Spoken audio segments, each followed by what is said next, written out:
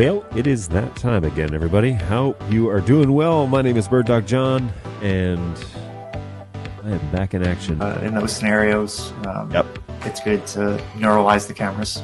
You guys know that best. Very straightforward. Plug it in, go to the web UI, link the source, walk away. You know, like super simple. I keep looking over at the chat, and I keep seeing you are full of it. Tasty, spicy meat snacks. Covered in flavor. I mean, you can't go wrong. So what's going on? We've got a handful of folks here in the chat, and I really appreciate that. What's up, mate? Hey, Warren, how are you? Appreciate it. Hey, Robbie, how's it going, man? We were just talking about you. What's going on, Tom? Ahoy. How is it going? What's going on, Go Web? Good to see you again. Thanks for hanging out with us again today. Appreciate that. Feel like I'm in this video more than anyone but John. It's true, NetApp. You are, I'm going to cut this up and put this in the next intro. Yep. What's going on, everybody? I am indeed BULDAK.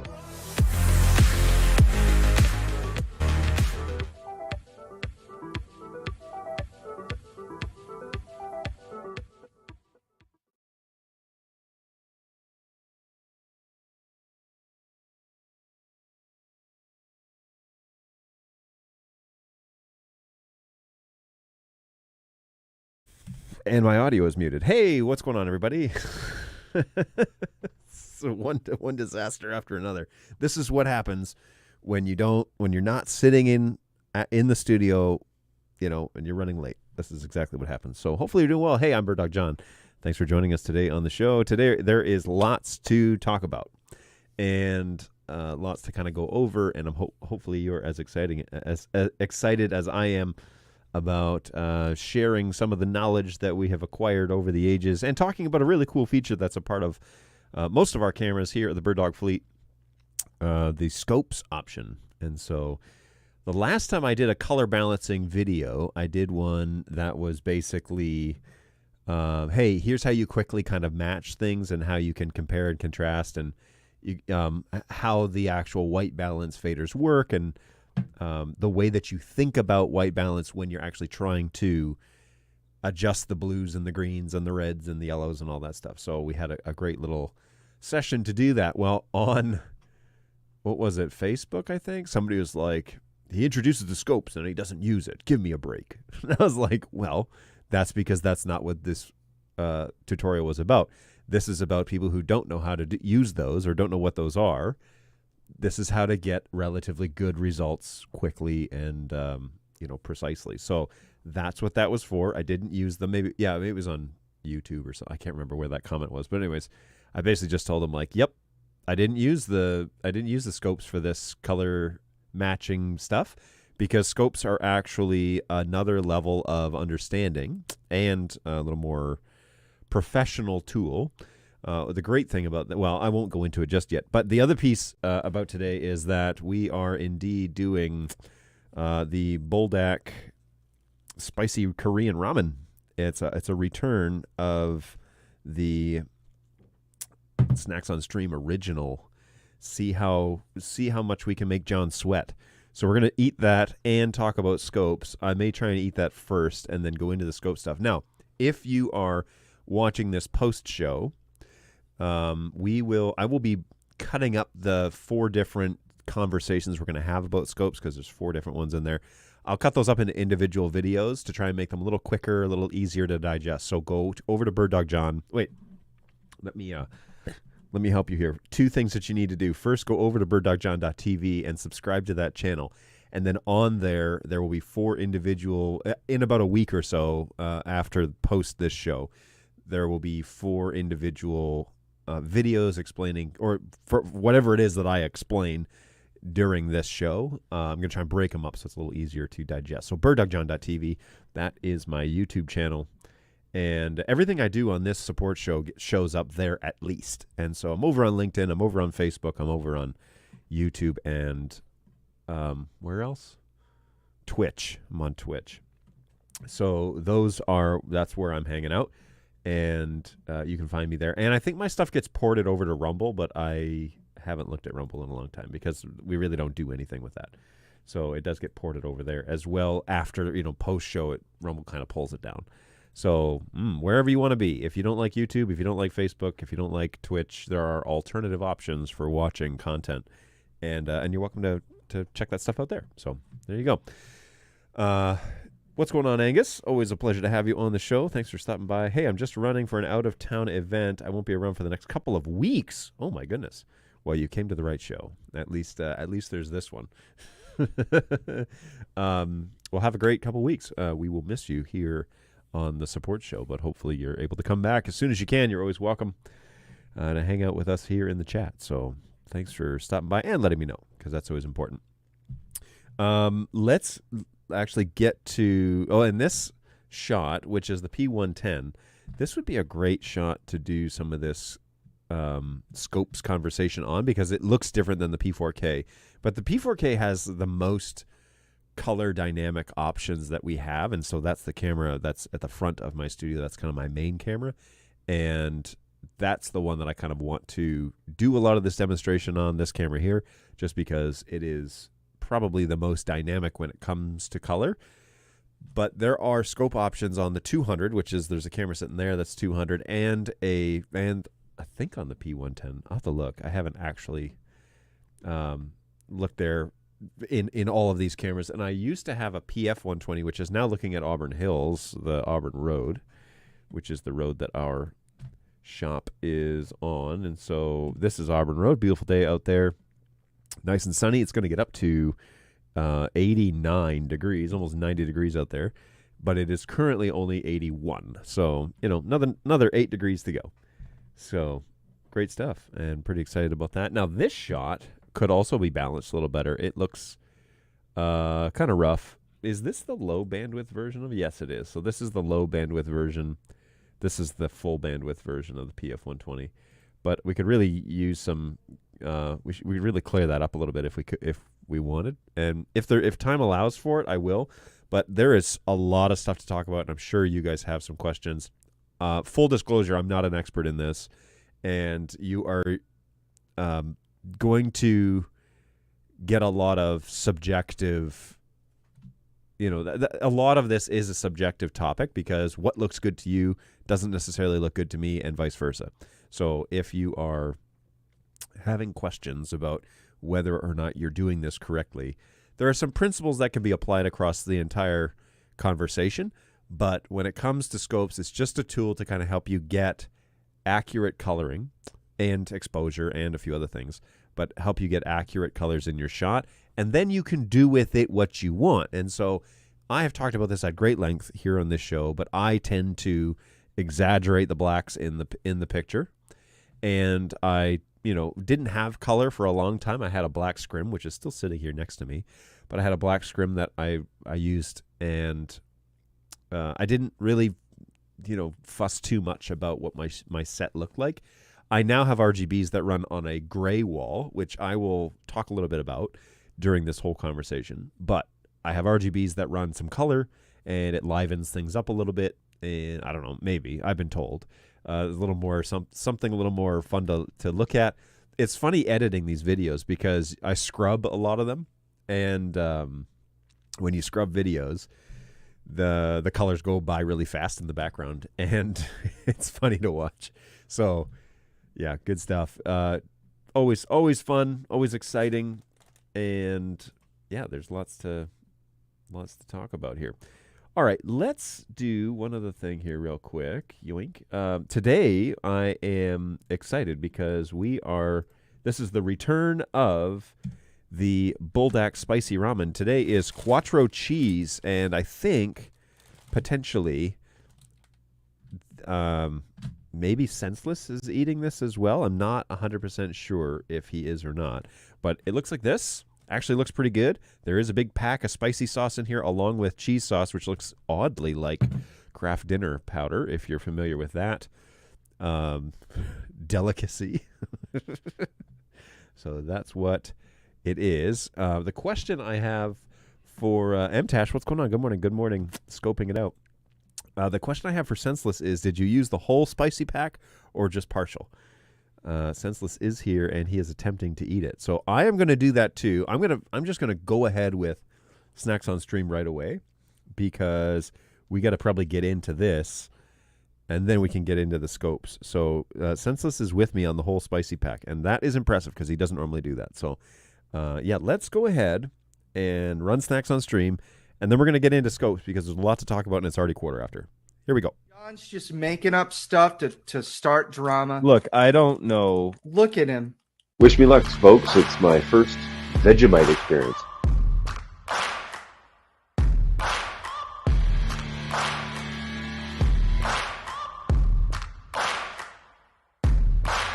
Final, this is like cheese flavor or something. It doesn't really look too appetizing. Good golly, this is something else, man. Here's the thing about Pop Rocks, and I don't know if I'm the only one like this. Pop Rocks have always been a social experience for me. I did not think that is what you were going to say. That's hilarious. That is awful. Oh, God, that's so bad. Jeez. Holy smokes, man. Yep. Time for another Snacks on Stream, everybody. Hopefully you are as excited about this as I am. This is my excited face. But Senseless, who is Stream Villain, who is Clayton, is also attempting to eat this. So now that we've actually run the bumper, I'll actually be able to eat this. And let me show you one more time the bowl that is, and then therefore when I finish it up, you'll be able to see it's a real deal. I'm not chickening out here. I actually really like this stuff, so I'm quite excited about this. But let's get underway. I'll take any questions that you guys have. As we're talking about scopes, though, feel free. I mean, that's the conversation we want to have today, and I want to create some content about that. And so, because there's a lot of questions. People just don't know how to use them. Actually, that's not true. If you're in the broadcast or the photography industry or whatever, scopes is like a pretty commonly used things. But if you're new to NDI and you're new to cameras, maybe you're a church, maybe you're a high school, maybe you're just trying to get consistency across the fleet, scopes is that thing that can help you balance color. Because we get that all the time here at the desk where people, can you just remote in and fix the color on my cameras? And if you knew, about the scopes option, you could pretty much fix it yourself.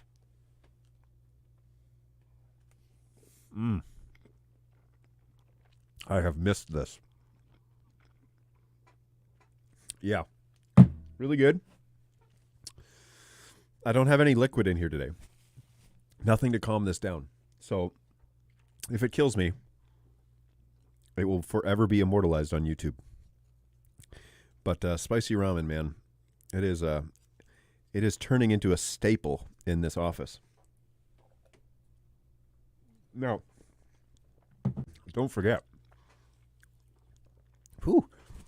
on Tuesday, I have another one that's actually has.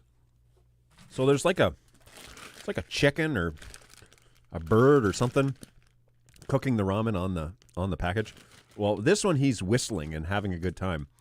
On the package for Tuesday, he's actually sweating, and so I don't know what that means, but I could be a little concerned that if he's sweating, I will definitely be sweating.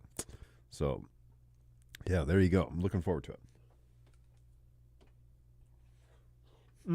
But this cheese one, if you leave some liquid in there and then you add the sauce, the spice, and the cheese, it thickens up, and then you can kind of turn the noodles over as you're eating them, and oh, it's so good.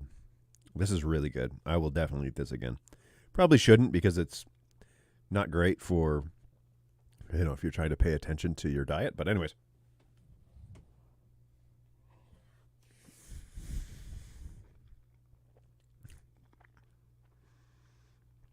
So good. So good. Really good. And not killer. What's going on, Go Web?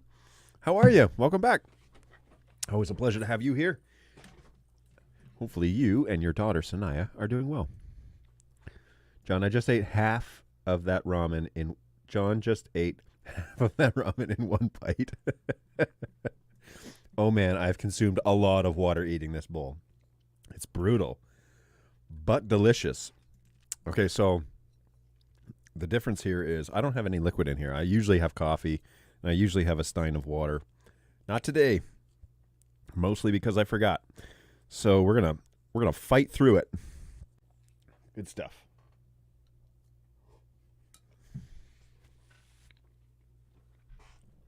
So good though. It's really not killer. I mean, maybe I'm a little desensitized to it, but it's been a long time since I've had one of these. It's probably been 3 or 4 months. Oh, what's going on, Ian? Mr. Ian Foster, Bird Dog Ian, hanging out in California. Are you out there right now? When is Infocom? That's coming up soon, right? That's like next week or something.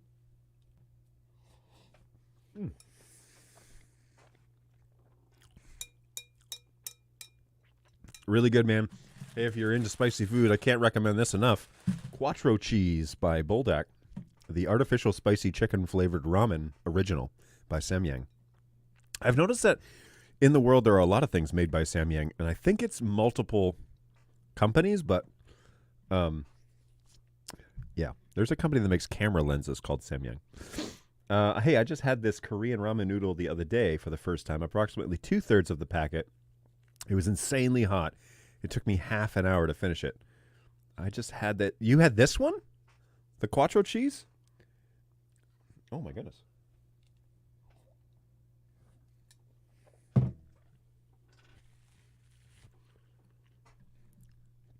It's really good. And I put both the whole packs of everything in there, so I'm happy with it. I have a decent tolerance to spice, is senseless, but yours is higher than mine by a notch or so, I think. Potentially. Hey, too soon. I'm just here to watch you sweat. I'm not sweating yet. This one, I'm going to be sweating on Tuesday, I guarantee you, because that one the package looks hot, let alone, I can't imagine what it's going to be like. I mean, I could attempt to do the 2-time spicy again, I think, at this point, right? I've been conditioned a little bit. So, I don't know. Hey, I'm melting down in Winnipeg. It's all right. Winnipeg's usually pretty cold, so it's probably all right to have some spicy food. I've been trying to figure out a problem I've had with Easy Live Caption software that I was going to use for our upcoming graduation. Easy Live is supposed to output to NDI when chosen in the software. I can never get the transcript to show up as an NDI output in Studio Monitor until I thought about, is it an alpha channel? Is that what it's outputting? That'd be kind of cool if it did. But I wonder, is it alpha channel? Is it only outputting proxy? Trying Discovery Server, and it worked! Yes! Well done, MTash. Well done. That's cool. So it is a full NDI stream out of the software? Typically they are, by the way. Software that's outputting NDI is usually full unless it's indicated as HX. So Bridge does HX, right? So the other day, after my NDI Tools show, I fired up Bridge and just did a local HX transcript, and now I have I have probably like 40 sources on my network. Most of them are HX sources, but there's so many. So yes, it's full NDI. Right on. Really cool, man. I have to check that out. I don't know anything about Easy Live Caption. Easy Live Caption. So I'm going to check that out and see what that's all about. How accurate is it? And what's the price? Pricing.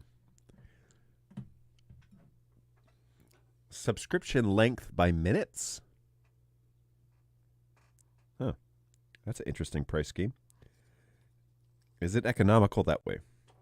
To pay for it by the minute?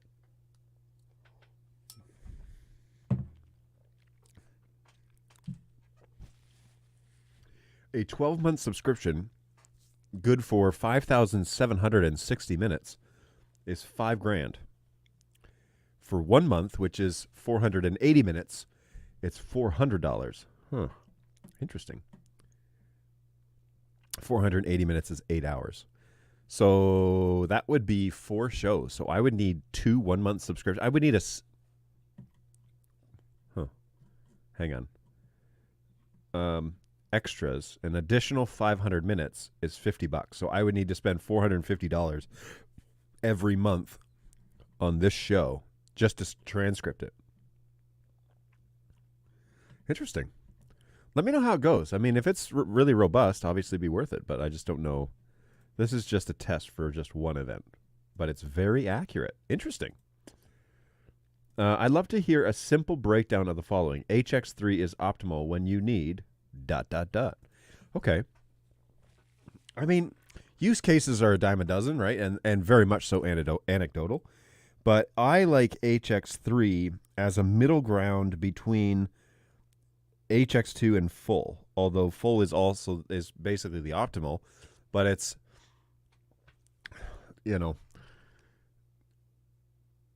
there's like 20 analogies that just went through my brain. Essentially, though, like if you would like to have better performance from your HX signals, but you can't afford to go full NDI on the network, HX3 is a great variable option. Really is. And I have seen that as, hey, my network can't do 140 megs at 1080p 60. I need something less than that, but I don't want to compromise too much. Okay, HX3 is a great option there. Full NDI is basically the network is not going to be the problem for you. You have the bandwidth is handled, you've got it configured correctly, and you're wanting optimal performance. It's the sports car, right? And so this engine is tuned. You're giving it the correct fuel. You're providing it the correct structure to run correctly, and you want optimal performance as close as you can get it to SDI BNC capabilities. That's the full NDI. So we want the flexibility of NDI, because here's the deal, right? If you think of it like there are so many multifaceted ways of doing this, but video traveling over baseband is basically zero latency other than what the cameras introduce. And so you can go from baseband you can go from source to destination with the lowest known latency possible with SDI BNC. Okay, that's the industry standard. So if we're doing IMAG, you're immediately talking about SDI. But if you want the flexibility of NDI, full NDI, but still the high performance standards of SDI, full NDI is the question, because it has the lowest amount of latency, but you get the massive flexibility of NDI and how you can send that around your network. You can send it to multiple destinations. You can send it to multiple viewing options, and it's all inexpensive Cat 6, Cat 5e cabling.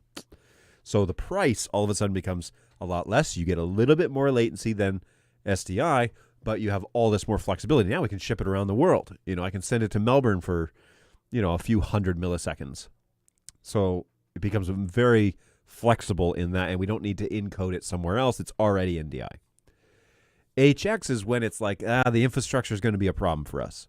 We don't have the money for SDI. We definitely don't have the money to handle full NDI. We really need to tighten down our budget. Or I can't afford to have 140 megs per stream. And so HX3 is now the variable, and we can kind of scale it up and see, okay, we're going to use 4 sources today. We can run this at medium. That's going to be 25 megs per second or whatever it is. And that's going to get us by. Now, we're going to compromise a little bit on the image, and it's going to compromise a bit on the latency, but we get the flexibility of NDI, and we don't have to worry too much about the backbone of the network handling this, because the packets are not 140 megs. They're 25 megs each. And then HX2 is, seriously, Jeremy, you're not kidding. A week ago, I said I'm going to get a haircut, and I never did. The last piece, though, is HX2 is like, I got to be concerned. I don't care too much about latency. I don't care too much about quality. I got to be really concerned about the backbone. And HX2 is the perfect answer for that. Is we're going to have the flexibility of NDI. The other things don't matter so much, but I really don't have the capability to up the ante on the infrastructure. I need to be super cheap. Okay? I need the cheapest possible way to do video over IP with NDI standard, okay? Because the other option is 2110. That's the other option out there right now. Yes, there are other encoders that do point-to-point, that do H.264, but it is not an NDI standard, and it's certainly not broadcast quality. So HX2 is a great solution, but you compromise on everything else but the backbone so that you can have the flexibility of NDI. I hope, Randy, that is somewhat of a helpful answer, okay? I look at it in those 3 realms. SDI is always going to be a standard that NDI is going to aspire to, work towards, but that is a, 30, 40-year standard that is hard-lined and is super expensive. Really expensive to install, copper, SDI, all the way through your installation. Astronomically expensive. High performance. Great results. Low latency. Absolutely. Crazy expensive. NDI compared to 2110 or compared to SDI is extremely inexpensive on the networking side. But if it's, so full NDI is the great step down, but gives you the immense flexibility of NDI. And if you need to step down again, HX3 is now the intermediate option between full and HX2. And then if you got to step down again, I mean, you're really going for the flexibility of video over IP, but your budget for your network is really low. Your latency expectations is really low. Your expectation is low, but the expectation of the outcome will be high latency, and you can't compromise on how much bandwidth you can use. Okay, so I look at it in those kind of stages. Okay, and there are 4 categories, and where your odometer lands,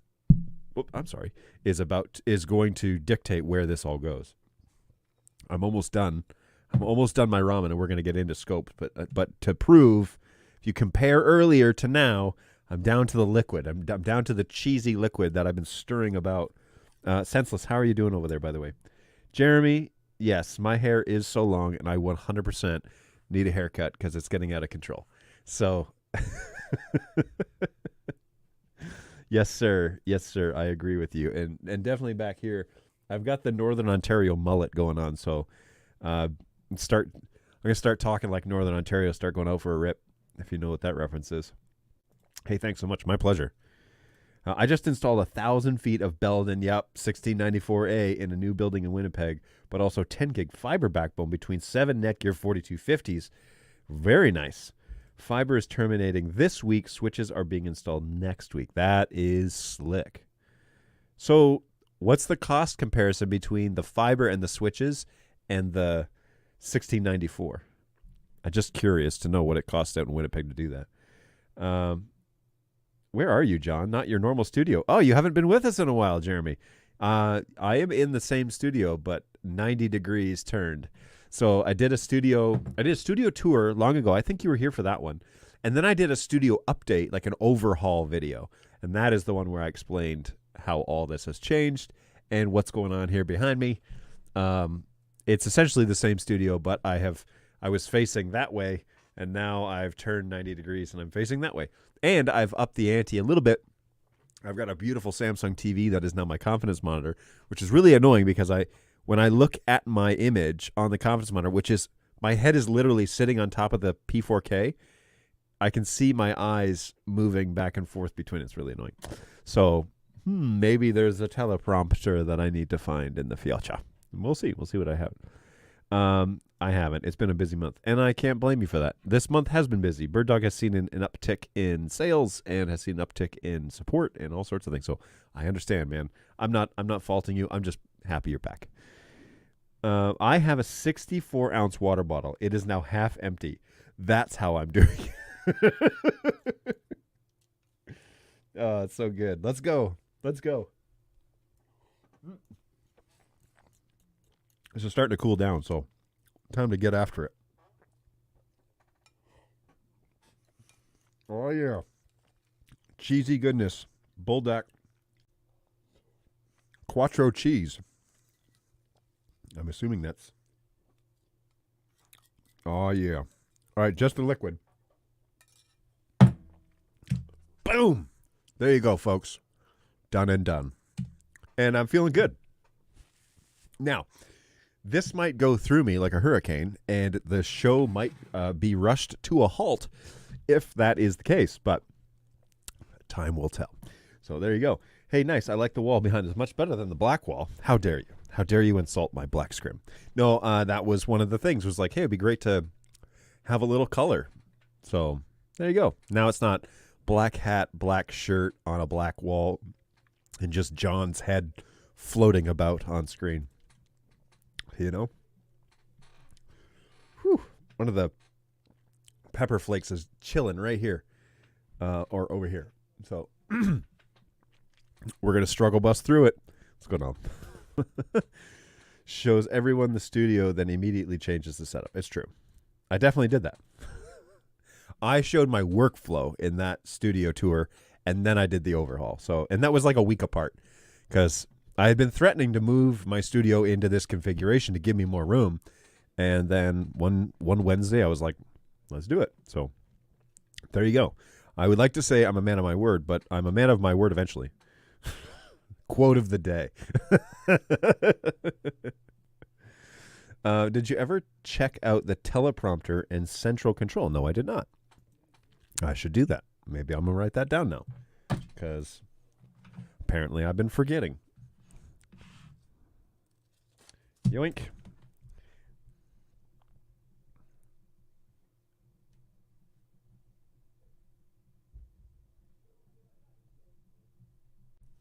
All right. I wrote it down. The key word here is eventually. It's true. I did not do full spice, but for sure full cheese, it is good. I would agree with you full-heartedly, Brayton. It is. What's going on?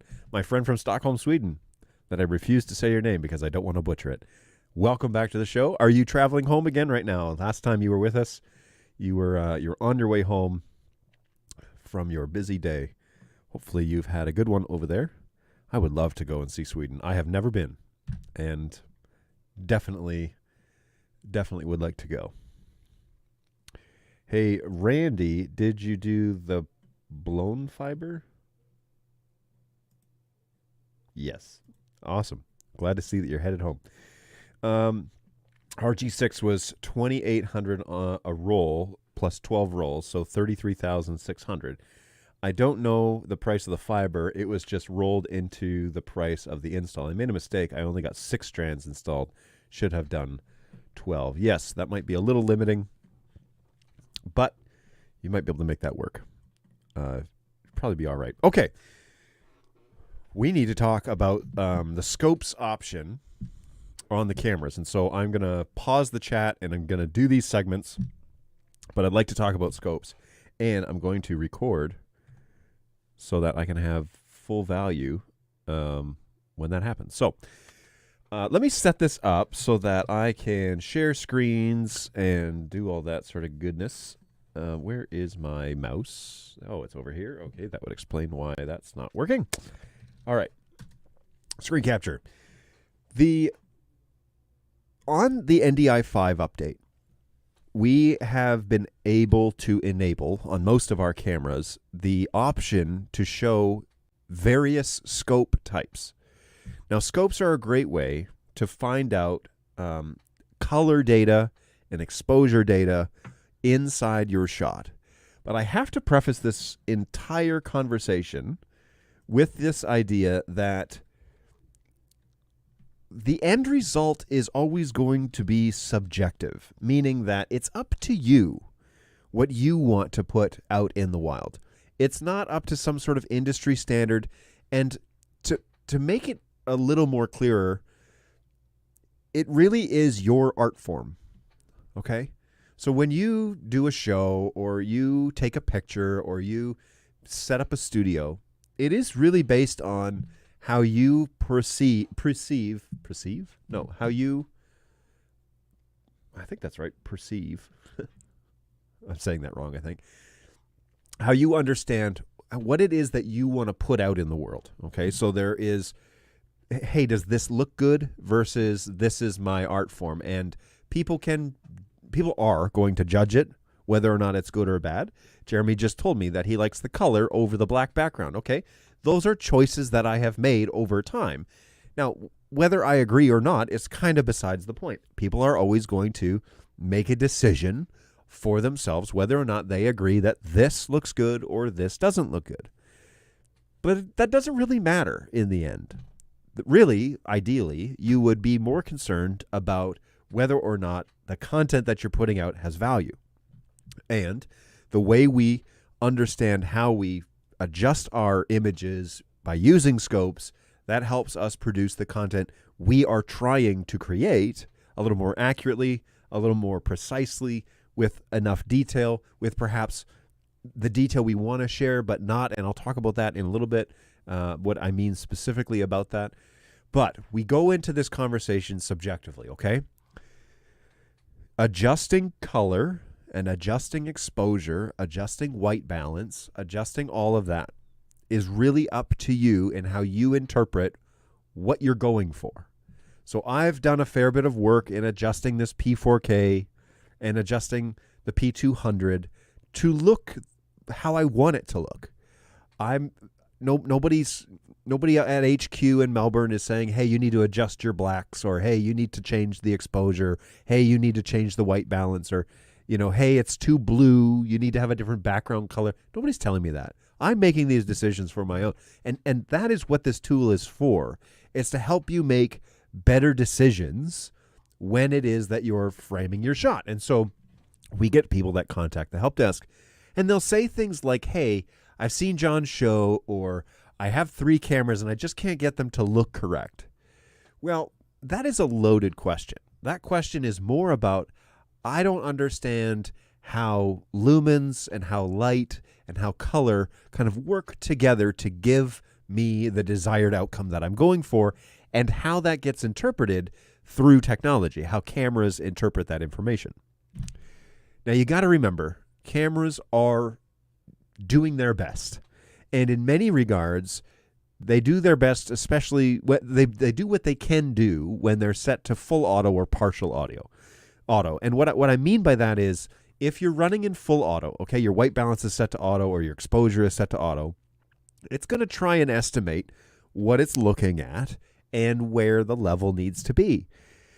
But if you're doing something dynamic, or you want to have, darker black levels, or you want to have a changing color background, you're really going to have to learn a fair bit about how the camera is interpreting color and how you want it to be set up. Now, generally, the way we would start this conversation is that we would remove the dynamic colors in the shot. Okay, and that for me is this revolving blue, light blue, green background thing that I've got going on. So what I'm going to do is I'm going to turn that off, and I'm going to set that just to basically on. This is the color of my backdrop. It's gray. And the beautiful thing about gray is that it is halfway between full-on black and full-on white.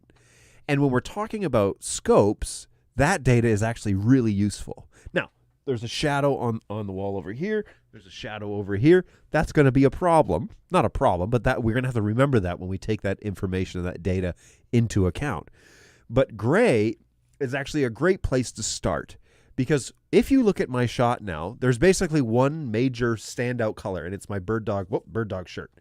And on my logo, obviously there's some color here, but everything else in this shot, black hat, black shirt, black monitors, black stand, pretty much it's a gray microphone, but it looks black on the show. And then skin tone. And skin tone is super important to know something about it. And I'll go over that in some of this. So we're going to remove the color from this shot just so that it's a little easier to understand. And then I will add color back into the shot when we get things kind of where we want them to be. Now, I have already balanced this camera how I want it, and I'll explain what's going on in these different scopes. We will manipulate some of it, but I don't want to deviate too much because it takes a really long time to kind of get it tuned. But we will show some of that. All right, so let me pull up the scopes. Now, inside of this is kind of a general overview. Inside of our web UI, and let me put this up here so you can see. Oh, boom. Here we go. Inside the web UI, there is a tab on the left-hand side that says Scopes. And this is where we're going to enable this function of this camera. Now, again, the camera is interpreting data the way that it interprets data. And you have to understand, these are not built by machines. Cameras and technology are built by humans. And so there is some level of interpretation in there too. So remember that when you're interacting with this stuff, that it's not an exact science, which is why I say that this is a subjective conversation, because it is not an exact science. What you think is good may not be what everyone thinks is good. But what are you going for? Okay, what is the outcome of your art form that you're trying to produce? And the best, I find, the best mentality with this is to constantly be striving to do it better the next time. If you arrive, Okay, this is if you get complacent with your art form, you're done. You're done. All right? Strive to make it better next time than you did this time. And maybe that's just one change, or maybe that's just one tiny alteration, or maybe you play around with the iris a little bit, or maybe you change some of the white balance settings. Take one little baby step at a time, and you will walk for miles. Because as you do this, you get better and better and better, and you hone in on what it is that you want to produce. Now, for those of you who remember, I used to run this show in my office, in my house, when I was a one-man band at the support department before I had the best support team in the NDI industry. Okay, before these guys worked for me, I had this show was hosted in my office at my house, and I had a standing desk most of the time, and I stood there and I talked to the audience about what's going on in the bird dog world and NDI and all that. That's where it started. Well, that looked way different than what I'm doing now. And that's because I'm taking baby steps along the way and making small changes to make it look how I want it to look. So as you move along, never, ever arrive, okay? Constantly be sharpening that blade, making it a little better, honing your skill, making your art form a little more, a little bit better, constantly moving forward. It'll pay off in the end. So this is where we would turn on scopes. And I'm logged into my P4K here right now, and we would just enable it here. And I want to change this to histogram to start. We would enable it here. And when you turn it on, it should appear in the show. Now, I'm going to switch back because you can't see it. So here is the histogram. Now, a cool thing about this histogram style is available in a lot of like modern DSLRs or mirrorless cameras. So if you have a Canon RP, or if you have, one of these modern day Nikon cameras or whatever, you get these live histograms. And this is telling us a fair bit about what is going on in the shot. Now, this actual frame, this actual picture is telling us not from left to right what's happening in the picture, but it's combining all of the data and showing it in a graph. Okay, so when you're looking at the histogram, you're looking at all of the data combined, all the highs and lows, all of the blacks, all of the whites, all the mids, everything, all in one combined pool of data, and then it's being shown all that data on one graph. All right, and that is a big difference. We'll talk about the other types of scopes that we have available, but for this one, you have to know when I move my arms in the frame, you notice that the histogram changes, but it doesn't change like on the left and right side of the histogram. On other styles of scopes, like a waveform, for example, when you do that, you can actually basically see the information in that portion of the frame change. So that's not what's happening here, okay? Histograms is combining all of the data, all of the highs, all of the lows, all of the mids, and is displaying it in one graph. All right, so all that data is together. Now, how do you read this? A histogram shows you from basically from one side to the other. The left side of this screen is showing. Actually, that's interesting. Okay, so the program, I am actually showing this out. Okay, the left. I just want to be sure you guys can see all this. The left side of the screen is talking about the actual black levels of this camera. Okay, the black levels of this camera are on the very left side of this screen of the little histogram. The white levels are on the very right side of the screen. Okay, so now working left to right. So blacks, then we have shadows, then we have midtones, which are like, it's almost like, it's, how do I break this up? Let's say 2/5 in the middle and 2/5 on the other side, okay, is your midtones, and that's where that big spike is, kind of on that, on the right of center. You see that big spike in the middle of the histogram. Okay, these are midtones in the shot, and that's going to be a lot of like skin and my reflection, because I don't have any makeup on, so I don't have a way of deadening that harshness that's bouncing off of my skin. So the midtones are really bright, really really high, and then we have your highlights, which would be kind of, let's say 4/5 of the graph, so moving to the right. And then last but not least, you're going to have your whites. And so this is things that are absolute pure white in the shot. Okay, it's going to be on the far right portion. So here we can kind of see where the majority of our data is. As I move my hands around, okay, this is actually known as a live histogram. And histograms are used in photography a lot to kind of be sure that you're not losing data on the low end, but you're also not losing data on the high end. So you're not losing data into the blacks and the abyss that is the black tone, but also getting blown out on the whites, and things are just pure white that there's no data inside there at all. So as if you were to overexpose this shot, you would see this happening. Now, you know what? I can maybe even do one better, and maybe we can overexpose this shot. So let's see what happens when I go over to exposure and I start to open up the shutter speed. So I'm at 1/60 right now. Okay. Now I'm going to go to 1/20. All right. So the frame drop is brutal. It's hard to watch this, but check out what happened to the histogram. Notice that the pure blacks in this shot are now not in the black zone. They're in the shadow zone, right? Notice that the midtones have now been pushed into the highlights region. That spike in the midtones is pushed into the highlights region, and now we actually are seeing pure white data, which is probably this right here, pure white data being exposed on that histogram. So we can kind of see like this shot is clearly overexposed. The data is stretched way too far across this, and I don't want it to look like this. I actually want my blacks to be deeper than what this is permitting, and it's really blowing out the shot. It's way overexposed. So let's change this now to 1/30, okay? Okay, so we've increased by 10 frames, and that makes a big difference to start, right? But you have noticed that my highlights are flirting with the high end of the mids, right?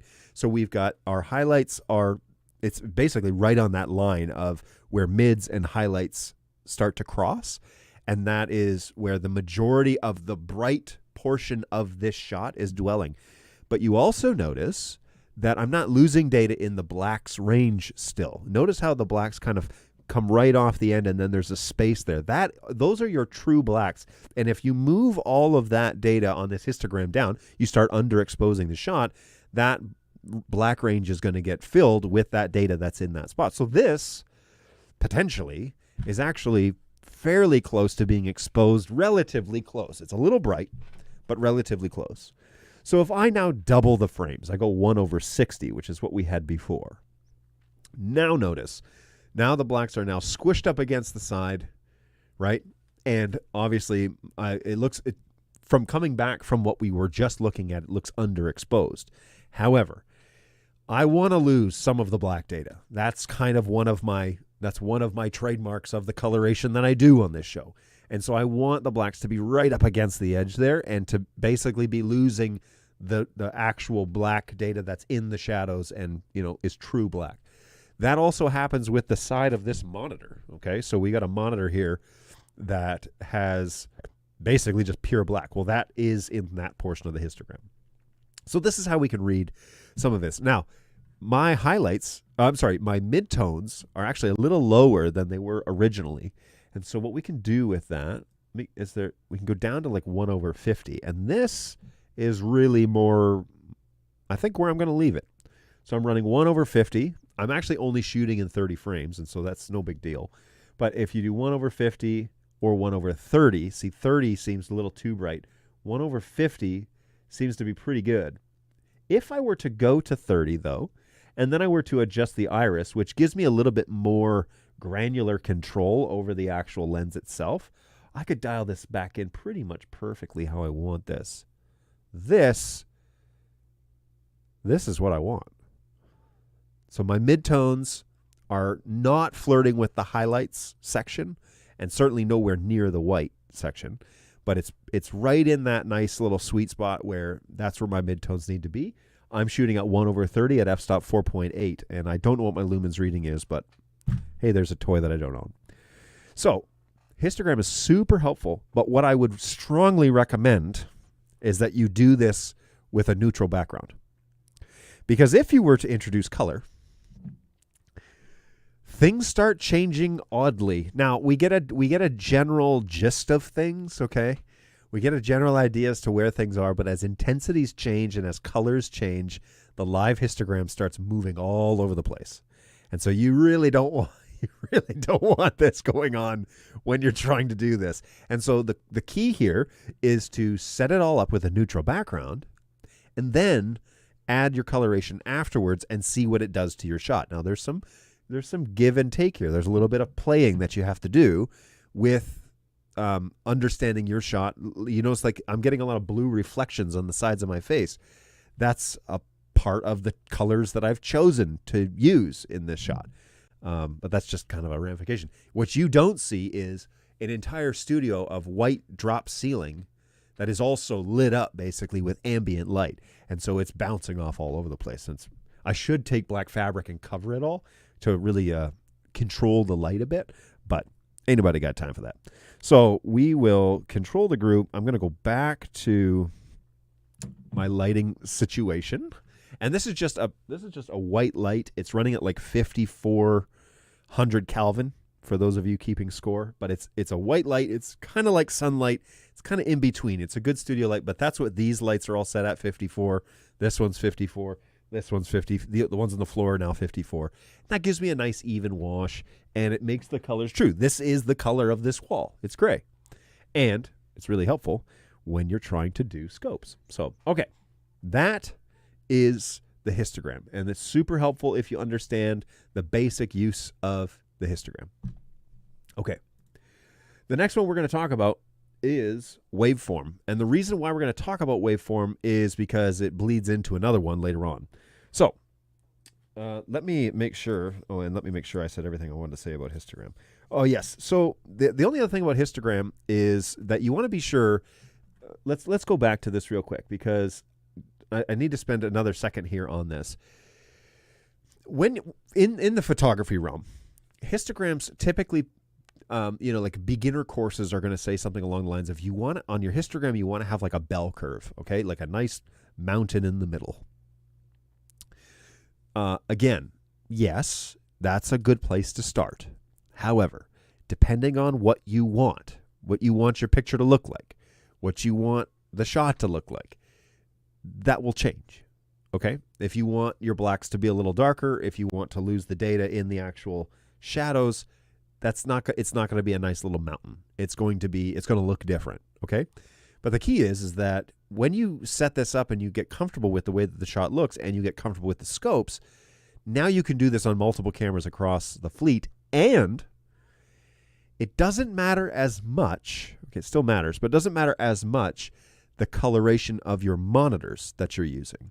So one of the huge advantages of scopes in general is once you figure how to use these, once you figure this out and you understand the basic data that's being shown, the color balance of your monitors doesn't matter as much because you could pretty much look at your histogram and the other scopes and the options and get this stuff leveled without too much variation. Okay, so if you don't have the budget for a nice production monitor that has true colors and it's all balanced and you can pay through the nose for those things. If all you have is your $100 TV or your computer monitor, the histogram and the other scopes that we're going to talk about can greatly help you with this. And so, there you go. There's a little bonus for spending some time getting used to and learning more about these options. Okay, let's talk about waveforms. Now, waveforms is the opposite of the histogram, and not fully opposite. But remember when I said that we were combining all of the data on the histogram, and it was being displayed in a single graph? That's not what's happening here, and you've already seen it because I moved my hands, right? But if I put my hands up in this shot, you can see the data changing in the shot. Now, what this is doing is it's taking the image and it's going from left to right and displaying that information on the screen. Now, this waveform is not colorized. If you go to DaVinci Resolve, or if you're using Lightroom, or you're doing whatever, there are other waveforms that have all the colors kind of stacked on top of each other. Don't have this option here, okay? We only have the basic waveform information, but this is good enough to kind of understand what is going on. Now, how we can use this information is, instead of left to right, black to white, okay, well, that rhymes. It is the full frame is left to right. So all the data, along the frame is being shown. And then it is blacks on the bottom and whites on the top. Okay, so now we can see inside my shot where in the picture we are getting hot spots, where the information is getting lost into the shadows or into the blacks, and where things are overexposed or underexposed, and we can see it in real time from left to right. And so if I've got a computer screen, for example, right here, that is blocking part of the shot and it's all black, you'll notice on the bottom of the left-hand side of that little waveform that there is a large cluster of white indicators on the bottom left-hand side. That means that on that side of the screen, there's a whole bunch of black hanging out there, okay? Whereas on the right side, okay, over here, I'm sorry, on the right side of this shot, is that right to you? That's right to you, right? On the right side of this shot, you'll notice that there is no data in the black, that it's more in the middle. And this is why having a neutral background is super helpful, because gray is generally shown, properly lit, gray is generally shown in the middle of the screen. Now, what do you notice about the side of that on the right? Is that data kind of slopes down, doesn't it? It kind of goes down into this range. Why do you think that is? Well, remember what I said at the beginning of this in the overview? I've got a shadow. Look, there's a shadow right there. And so it's a little bit more dim back there than it is maybe over in this region on the side of the wall. And so on this waveform, it shows that there is less light, or it's a little darker in this section of the wall. And so you see that on the waveform kind of sloping down. Now, when you're doing, this is overly simplified because I'm wearing a black shirt, I'm wearing a black hat, I've got my skin tones are exposed, but everything else is black and gray, okay, or white in this instance. So this is not a super dynamic waveform. However, the information that you can see where my body is sitting in the frame, okay, so this data right here, if you're looking at the waveform, that data is kind of stretched all over the scheme, like all over that waveform. What you don't necessarily see is data at the absolute extremes where I am sitting. Okay, so I've got a black shirt on, and that true black, this portion of my shirt, is going to be that information on the bottom of the waveform in the middle of it. But as we kind of go up, you can see the data that's scattered. So my skin tones is all of this data that is kind of scattered in the middle. Now, I wish I could make this thing larger for you to see. However, this is the large option. Okay, this is the small option, and it's pretty hard to see any useful information this way. But you can select it on the web UI as large, but this is as big as it gets. Okay, now you might say, well, it's still really hard to see. Well, it's free, so chill. So here is the actual waveform information, and you can see that my skin tones are in the middle range-ish of the shot, which is good. That's what we want. It means that I'm not having harsh light bouncing off of my skin and washing me out and causing data to get lost. It's a pretty well-lit shot, and it's kind of relatively in the middle. So we could use the histogram for this information, right? Blacks on the left, whites on the right, and then that information in the middle, and trying to get a halfway decent bell curve. Or we could use something like a waveform, which shows that information in a different way, and if you're comfortable this way, but it shows us active. First of all, this is a live waveform, so it shows all this information in real time, but then it shows it from left to right. And so when something happens on the right side of the frame, we see that information show up in real time. And my hand is not overly exposed. Oh, check that out. So my hand is not overly exposed when I'm facing the camera, but if I point it at the light, look what happens at the top of the waveform. You can see the data showing up at the very top because my hand is basically, the camera is not able to see any useful detail or data because my hand is overexposed. And so it shows up at the very top of that waveform as basically pure white, which means that all I can see is white. I can't see anything else. Okay? So the extremes, you want to kind of stay away from the extremes if you're just trying to set this up as a generic shot. But again, subjective. It's all up to you how you want the shot to look. And so there isn't a hard and fast rule. And you're going to get production guys that come in and say, oh, you should never have data at the bottom of the waveform, or you should never have data at the top of everything should be in the middle, or on the histogram you're supposed to have a big nice mountain. There is no authority out there that is going to come out and arrest you if you do this differently. This is just giving you data so that you understand what's going on in the shot. And if you're like, I can't figure out what I need to change to get this to be more in the middle of, in like middle ground, you can open up one of the scopes, in this case the waveform, you can open up the waveform and you can see, look, the majority of the color in my shot is in the middle of the frame. So that's good. And now the subject, me in this instance, is a little underexposed on his shirt and on his hat. Okay, that data's right here. But even though my hat is at the top of that frame, the black data is at the bottom of the waveform. Okay, so the black actual data from that's going through the camera is at the bottom of the waveform, whereas the white portions of my skin are going to be further up on the scale. So it's going to be further up, and you can see as I move my hand, and you can see the exposure on my hand. You can see that data changing in real time higher up on the graph.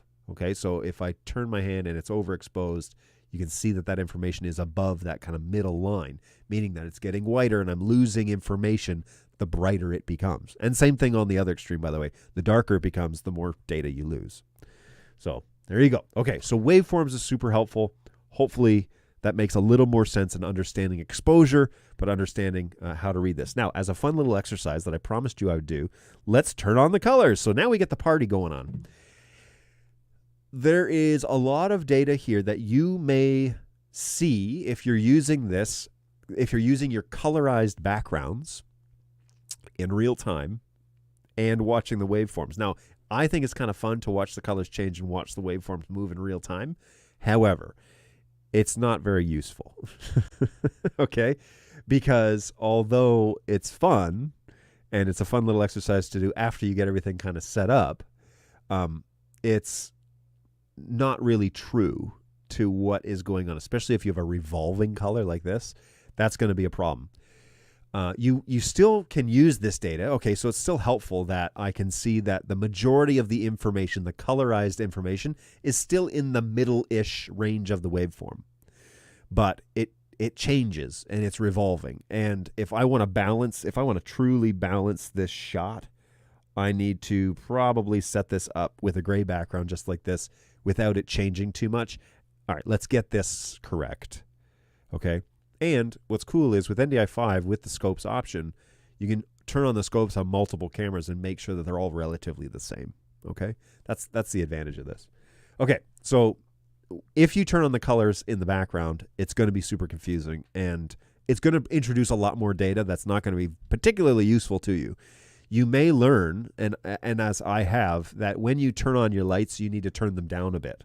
So typically my lights run like pretty bright. They run like, I don't know, 60, 70%. Well, check out that waveform now. Like it's very different than what we were doing before, right? Because the background is blown. There's so much more light going on.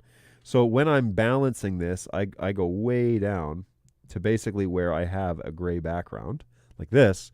And that gives me a very true color for what I want to do. And then I introduce color later. Okay. Okay.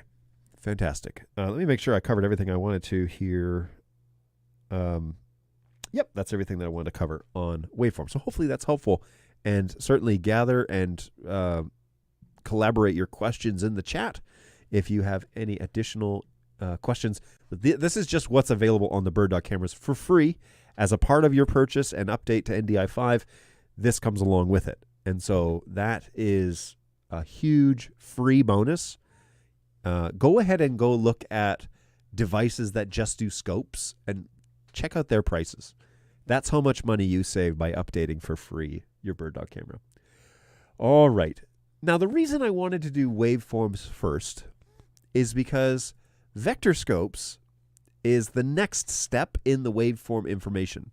Now, what's really cool is when we look at vector scope, we get a waveform as well. And so it's kind of a 2-for-1. They include that data in here as well. But that data is now squished down a fair bit, okay? So you're going to have to remember it's not quite as nice and wide and where you can see all that information. But this gives you a pretty good idea as to what's going on in terms of waveform. And remember, left to right on that waveform, right? So as I put my hands in the shot, you can see those moving independently up and down through the frame. But notice that all that data is now kind of like squished together, all right? So what I want to talk about here, though, is the vector scope, because the vector scope, and hang on here, I'm missing one of my notes. Oh, here we go. What I want to talk about is the vector scope, because what the vector scope talks about is colors in the image that are outside of black or white. Now, the center of a vector scope is black and white. There's no color. It's either the combination of all colors or the absence of colors. Okay, that's the middle of the vector scope. And so if you have an overexposed image, which I'm happy to demonstrate again for you. If you have an overexposed image, and I'm going to go down to shutter speed like 1/10. Ugh. So if we have an overexposed image, the middle of the vector scope should get pretty bright. That's where the majority of the data is, all right? But as we change that, the color is going to scooch out away from the center because we've got color involved. And I need to change the iris here again real quick. Oh, I'm sorry. I did 1/30. 1/30 because I did 4.8. So as we change the exposure, now we're seeing more color in the shot, and the vector scope will show us what color is available. Now, pro tip. Do you see on the left, let's say the northwest side of the scope, do you see that spike of white that's shooting off into one direction? Notice what's happening to that section when I put my hands up. All right, what's going on? Well, we're seeing colors being introduced, right? The interesting thing about a vector scope is that it shows skin tone, and it shows it for every human being on Earth in the same location. Now, on sophisticated vector scopes, DaVinci Resolve, there's a bunch of programs, Premiere Pro, even Final Cut Pro, I think, has an option on this. It will have a line drawn from northwest to southeast, a little bit more north than that. And as you get really good with balancing skin tones, you'll notice that it doesn't matter where you're from, okay? I promise you this. It doesn't matter where you're from, your skin tone on camera will be on that line, or is supposed to be on that line. This is because we all have blood running through our veins. And if you've ever had like a scab or something and you pull that off, the skin color is the same for everybody. It's like a grayish flake, right? So you like scratch it and I don't peel off like this like brownish color. Okay, the pigments in my skin are actually supplied by my blood. But the skin itself is actually gray, and that's for everybody. And so the blood flowing through my body is producing my skin color, and it's found along that line that, look, is pointed towards red, which is the color of our blood, everybody's. And so it's one of these really cool things that if you know, it's like a little pro tip behind the scenes, but on a vector scope, if you're trying to balance somebody's skin tones, you know that their skin tone should pretty much be pointed northwest. Okay? So somewhere in that 11 o'clock, 10:30 range on the clock, okay? For the hour hand. So we're going in that direction. As I introduce more skin tones to the picture, notice how that becomes obviously more bright, My skin tones are added, and then there's more data presented on the vector scope. Okay? So we can see that in real time. And it's really cool that these are live, that it's not like one frame a second or something like that. It's actually following the camera data in real time at 30 frames a second, which is really cool. Also, like I said, you can't make this. It would be really great if I could show you this like full screen, but I just can't because first of all, it'll be uber pixelated, but also this is the large option. The other one is the small option. So there you go. So in vector scopes, we can see the coloration of the shot, okay, and where it's distributed throughout the frame. So the vector scope is taking all of the data and is putting it out in one spot and saying, okay, there's a lot of black, so that's in the middle, and there's a lot of gray, so that's in the middle, right? So because half of white and half of black is gray, and so all that information is basically dead center. And then his skin tones are the majority of the color that's in the shot. Now, there's one other color in this shot, and it's my bird dog green logo, right? Well, if you look southwest on the vector scope, there's a streak of green that goes down, and it's pointed towards the color tone of this logo. And so that information is represented. Now, if I cover it up, it disappears, right? If I put my arms in front of it, the green disappears. And if I reintroduce it, it shows up. It's really faint. I don't know if it's coming across on the stream very well. It's really faint, but it's there. And so this tells us the extremes of the colors. Now, if I introduce color into the background, it's going to show not only the intensity of the actual, in what direction the color is going, but it's going to show us the intensity. So let me turn this back on. Bow. And now I've got colors introduced, and you can clearly see which direction those colors are being pulled. And so as the lights get brighter, they go closer to those color extremes. Now we're going blue. Look how extreme that is. I mean, that's a ridiculously extreme. Oh, that's interesting. I've got some noise on that shot. Anyways, as the color changed, it introduced some noise. So you can see it now moving around in real time. Now, if I introduce my skin tones, well, now my tones have changed color because of the blue. Right? And so now they're not along that line, which would mean that my skin tones are not accurately depicted in this shot. But as it switches back to green, those skin tones will return because it will balance out my reds. So it's a bit of a challenge having revolving colors in the background, and some things you'll have to live with and some things you can correct. But check that out. See that in real time. You can see the colors moving around on the vector scope. So super useful. All right, understanding color, understanding where they are in the extremes, and the further out you get away from the center, the more intense the color is. All right, let me make sure I said everything I want to say there. Yes, okay, so in summary, what colors are in my shot? The vector scope can show you that. Now, again, in more sophisticated softwares, you can actually turn up the intensity, turn down the intensity. There is an option here where we can make the actual scopes transparent so that it's not as obtrusive to the entire shot. But I find that if you're going to be using vector scopes, you might as well be getting all of the data. So there's an option on the web UI that says transparency enabled. If you turn that on, it makes it slightly transparent. If you turn it off, it makes it a black background. Not too sure why you would want to change the transparency, because while you're balancing like this, you're going to want to be able to see all the data as best you can. And like I said, it's pretty small, so making it large and making it non-transparent is probably the best case scenario here. All right, that's all I want to say about vector scopes. Again, gather your questions if you have them. Okay, last but not least, but definitely probably one of the more fun ones, is the RGB parade. It's a funny name, but this is useful information, especially when we're talking about the individual colors happening in the shot. And this becomes really relevant when we start monkeying around with the matrix. Color is made up of three primaries, right? Red, green, blue. And this parade, as you can probably tell, is showing us the amount of each of these colors in the shot. Now, if you have your white balance totally messed up, these will not look relatively identical. But the goal, in short, and for you beginners, the goal here is to get these to match relatively close, with some exceptions. I think this RGB parade looks pretty good. It's pretty close to everything is kind of within the same range. We don't have anything that's flatlined on the bottom. We don't have anything that's flatlined on the top. No extremes, okay? The bottom is representing your blacks, and the top is representing your whites, and then between. So blacks, shadows, mids, and then highlights, and then whites, pure whites. Okay, and it's breaking that information down into red, greens, and blues.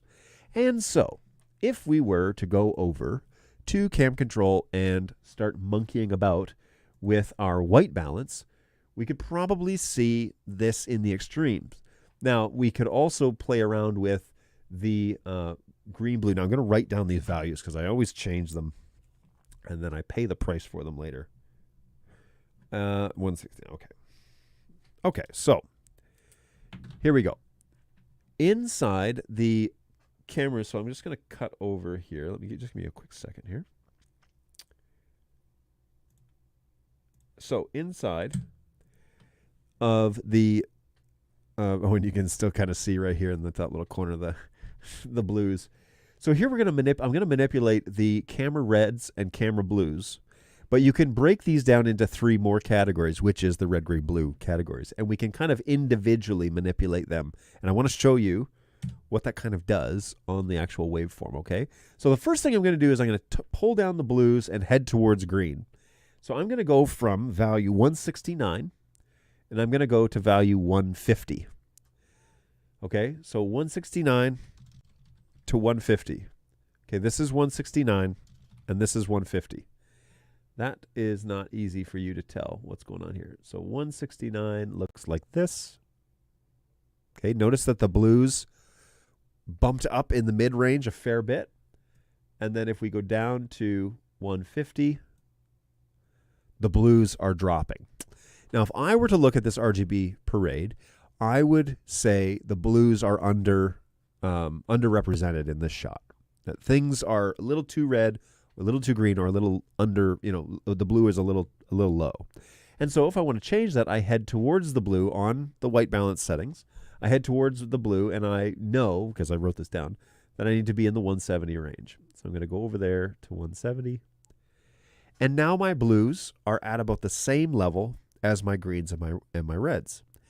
Now, blue is obviously a colder color, and red is a warmer color. Okay, let's think of it this way.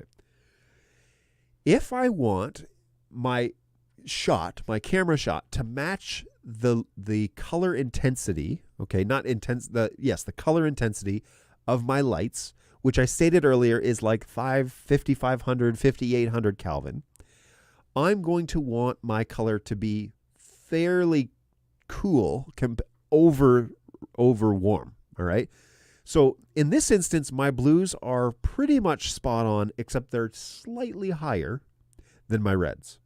Okay, so if you look at that scale and you see the blues, John, the blues look to be like they're a little bit higher than the reds, you are correct. And that's because my lighting is actually cooler than typically. Typically, people like to set it up in the 3000 Kelvin range and then balance kind of everything together along the same plateau. But in this instance, my lighting is actually purposefully set cooler, and so I need to make sure that my cameras are either balanced across the board so I get that cooler look, or they're compensating for that. So if I want to change my blue values, I can do that in the blue gain. Now, the other thing I want you to notice is when I change the blue value down, okay, I'm headed towards green on the web UI, notice what happens to notice what happens to red and green. Okay, they also move. The blue value itself does not only move, but the reds and the greens also change. Now, there are cameras on the market that will allow you to independently manipulate that to where you're only changing one value and the other ones are locked. But in this instance, with just the white balance options, and we're moving those two, camera red gain and camera blue gain, when you're moving those two, that's going to manipulate the whole graph. So reds are going to go up as blues go down, and it's going to do this number. And greens will also change respectively, especially because I'm headed towards green. So the green's going to go up as the blues come down. Now let's manipulate the red gain just a little bit to show this as well. So I'm going to head towards the yellow side of things. Okay. Notice that blue and green went up and red significantly dropped. And so if I were to look at this shot and I was to use the RGB parade, and in particular, if I didn't want to trust the computer screen I was using, I would know without a shadow of a doubt the reds are underexposed on this shot. Okay, the reds are underrepresented on this shot. And then I need to head towards red to compensate. So let's go on up to red, and we're going to take this way too high. Okay, this is a great example of, obviously you've never used this, and if you do, I mean, if this is your art, then like an Andy Warhol art, good for you. But if this is what you're going for, fantastic. But obviously the reds are off the scale here. Data's lost. It's basically useless. So we're going to start dialing it back. Now, again, if I had a black and white screen or a monitor that I didn't trust or an old broken monitor or something like that, I could still balance this using the waveforms, okay? Or using this RGB parade. So I can make sure that the colors are within accuracy, and we can start dialing it down. Now, is that what it's supposed to? Yeah, that's what it's supposed to really be. So now my reds and my greens and my blues are pretty much in the same range, all right? We can change the gain and the hue. So in the matrix, all right? So now I'm going to move over. I'm going to enable the matrix. I'm going to move towards the matrix side of things, and we're going to watch what happens on the RGB parade when we start manipulating the actual red gain, the green, and the blue gain. So here we go. So we're going to go red-green. This is red-green change right now. And if I pull that, oh wait, I should probably, okay, so this is currently set at 0 on this, okay? So I'm going to pull that down and go to -40 towards red on red-green. So if I change that, it doesn't do a whole lot. It's a minor change, okay? I actually don't mind that too much. But it really pulls the color out. This is like a neon green, okay? So it really pulls the color out of the green that's in this. Let's keep going. So -70, okay? My skin tones are starting to lose their color. So the redness of my blood that's going through my body is basically being removed. And then all the way out at -99. So we don't see a huge change on the waveforms when we're changing red-green. And now we're going to go the other way. I'm going to go halfway up the green. Okay, so now a lot more red has been introduced. And now I'm going to head all the way up to 99, which is extreme, and now there's way too much. Now, you can also see, if I move my hands around, you can see that data is now in that really high area, that highlight area, where it's being overexposed, and we're starting to lose some data in the shot. So it's way too red, and it certainly doesn't match the other green and the blue exposures and such in the shot. So we're going to go back to 0, and everything's kind of back where it's supposed to be, okay? All right, we can continue going here, and we can manipulate, let's do something like blue-red. So this is set to 29 right now. So if I change this to 99, now I look like I'm jaundiced. It didn't change too much other than the fact that there is a whole lot more red in this shot. And we can see this because of all the data that's above on the red scale, right? There's way more there than there is on the blue. And you can see that same data is below the mid-range on the blue. Okay, so the reds are way turned up and the blues are too low. And so that information is being exposed in two different ways, over on the red and under on the blue. So we can dial that back. That's closer to my skin tones. Now, same thing's going on here, but I actually have it set this way to it's set to 22. If I just go dead to 0, yoink. There, now that information is closer to the lines. It's almost like dead in the middle, but I look like I'm very washed out in this shot, which is why I turn up the blue-reds a little bit to 20, 22, somewhere in there. And then that gives me my proper skin tone, and I feel like I don't look like I'm a ghost. So we can use our RGB parade to tell us how the balance of the color is. And once you understand the dynamics of this and you're getting them to look relatively close together, we can use this information, regardless of what our computer screen is showing us, to get the colors pretty close to what we want them to be. The beautiful thing with the P4K is there's a lot of manipulation with color that you can do because the sensor is so big. It's a 1-inch sensor, whereas the P200 doesn't have quite as much to do with that, but it's helpful. Now, the one other thing here is, remember that we're going from, at the bottom, our blacks and our shadows, up to our highlights and our whites, okay, on that scale. Well, one of the things that we can use here is, because we have control on a P4K of our gamma levels, we can manipulate the black levels in the camera, which means that we can turn them way down and really crush the blacks or turn them way up. So let's go ahead and play around with that. Now, I have clicked on my P4K cam control, and I'm on the gamma tab. And I'm going to manipulate. The first thing I'm going to manipulate is just the black level, okay, black gamma level. So I'm currently at -1. So if I start dialing this back, now I'm at -4. You notice I start losing all this data. And did you see what happened to the parade? Is that on the parade, all that data went down into the blacks levels. So bam, it starts getting squished. We start losing that data, and the image looks obviously over black. We keep going. That data starts getting lost altogether. There's no information. There's no detail. There's no data. It just looks like this shirt has no dimension at all. It's just outputting black. So if we manipulate the black gamma level, we can crush all the color in the image and force it into the blacks and basically lose all of that information. But we don't really want to do that. Okay, I want to provide some dimension. I want you guys to see that I'm wearing an actual shirt that like has fabric, you know, that I live in this world. So I don't want to crush the colors. Matter of fact, I may want to, if you're trying to balance this out, you may want to go the other way. And because on the RGB parade, you have a lot of data that's there in the shadows, okay? And so maybe we want to go the other way. So let's try that out. If we go up to like +3 on this, notice that the black levels come up and that things are not sitting right at the very bottom of that actual parade. And so we can come up a little bit more even. And that brings that information, okay, the wrinkles in my shirt and the dandruff and all that, brings it all into the spotlight so that you guys can see the actual dynamics. Now, I actually don't hate this. And I like the fact that I can see more detail in this shot. So if we go to the extreme, that's 7.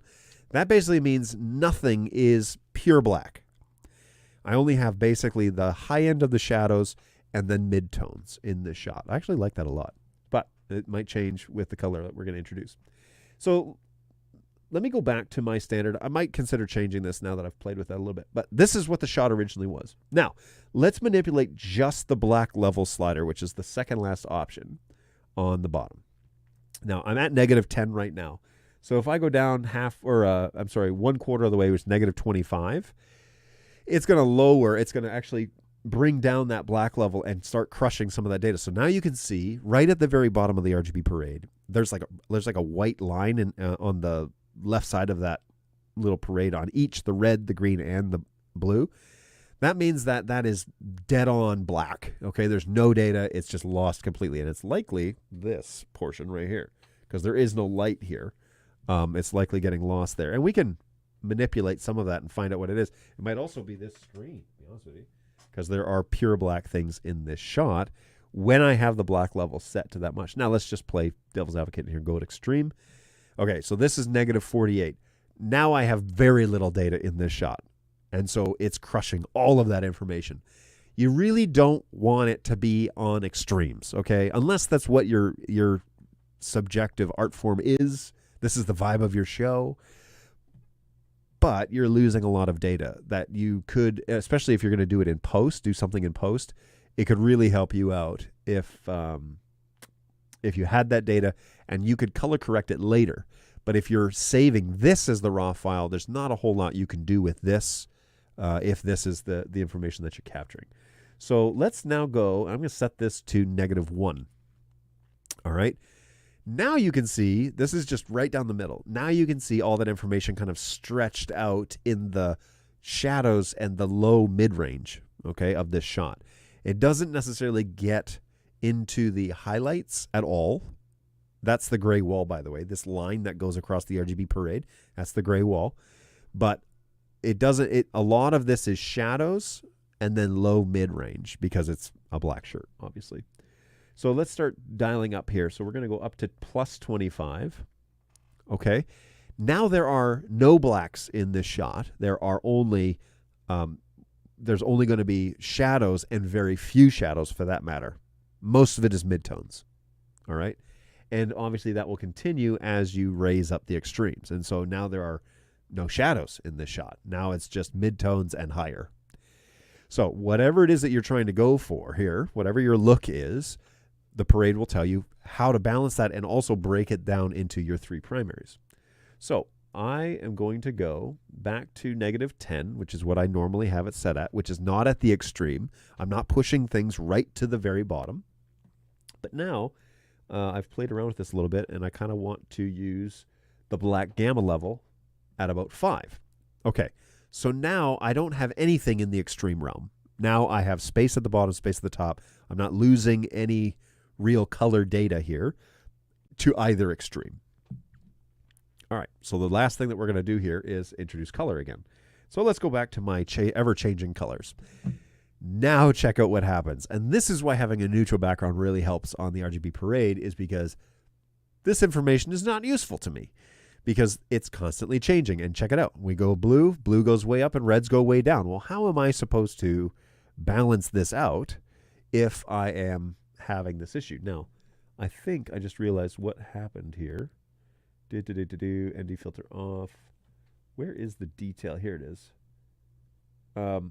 Anyways, the point here is that when you're doing something dynamic like this, you're not going to be able to balance things effectively, especially if you're using a set that has changing colors and what have you. RGB Parade is going to be moving around on you all the time. And so it's super helpful to just put a hold on that. And then when it comes time to add color, okay, my subject was lit correctly without the color introduced. And so then we can add color, manipulate intensity, put them in different locations, and that will help us out, create some dynamic element into the shot. So RGB Parade is super helpful and very, very effective in showing you where to set your gamma levels, for example, or where to, if you have somebody with a bright shirt on that has a lot of pink in it, or that's washing, if they're wearing a red Alabama shirt and it's washing out their skin tone because their blood is also red and they're, they look like they're a giant red Skittle. You want to dial that back, and waveforms can help you do that regardless of what screen competency you have. Okay, so if you have an LG or a Dell, or you have a Samsung, or you have one of each, and they're all doing different things, they're all scaled to different colors and whatever, you don't need to spend hundreds of dollars buying a color balancer collaboration tool. Stop. Turn on your scopes. Go to your RGB Parade, or go to your histogram, or go to your waveforms and start balancing things there across your fleet. And then you'll know my shots are pretty consistent. So it's a beautiful added feature that BULDAK has given you, free of charge with the NDI5 update. The cameras that are out now have this option, and I'm sure it's planned for in the future, but it's a free thing that we want to be sure that you know that you have access to, and that it is a really useful tool when you're trying to balance color and exposure and white balance. In all of those 3 elements, which are things that people especially people new to the industry, it can be intimidating. I promise you, I understand that it can be intimidating. Hey, watch these little video shorts on how to balance your color, and I promise you, you will start honing in on what it is you want to produce and what it is you think looks good, and you'll start learning about the capabilities and flexibilities of your BULDAK cameras and the NDI protocol in general. So I really hope you guys have found that helpful. I am going to end the segment here, but I hope that you have found that overview of scopes somewhat helpful. Happy to take some questions, and we will giddy up from there. So yeah, let me stop the recording. Cool times. All right, and now we got to get our psychedelic colors back. There we go. Boom. Let's go green. Ooh, it's so fancy. Notice what it did to my RGB Parade here, eh? Like, if I go, it's so funny is, okay, like there's way too much light in this shot, especially in the background. But if I change this down to gray, and it's supposed to be a little lower, so like this is a great neutral shot. But as soon as I add green, so I clicked on the green button, and that kind of changed my background, and then I turned that intensity up. Look at that actual waveform, that RGB Parade really gets intense. So super useful to kind of understand what's going on in the shot. I guess I really want this to be like BULDAK green, but these RGBs don't really get to that level. It's either like blue or yellow. Like this is yellow. We could really have some fun with changing colors around. Ooh, purple. Look at that blue. I think it's blasted out of there. The issue is I like the revolving colors, but this blue is super intense, and I feel like it screws with the coloration. I think green would be good if maybe could get it a little more intense. All right, that's okay. Let's dial it back a little bit. Okay, let's roll with that for a bit. So, what did you guys think of that? Was it useful? Is it pointless? Was I talking gibberish? Maybe I should turn the waveforms off. Let me know what questions you have. I will do my best to answer them. Can't promise you that I am an expert because, as I said earlier today, I am not an expert. But I can help you understand some of your scope questions. And, yeah, we can go from there. Let me jump back over the chat and see what we've got going on here. What did I ignore? The histogram is my best friend, says Jeremy. It's good stuff.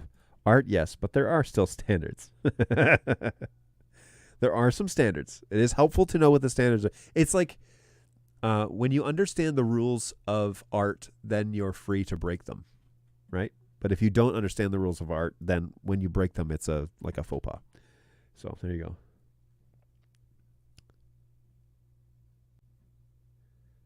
I have a previous place of employment. We had special tubes installed that we could blow fiber lines in super easy, then also roll them out when doing upgrades on fiber lines. That's cool.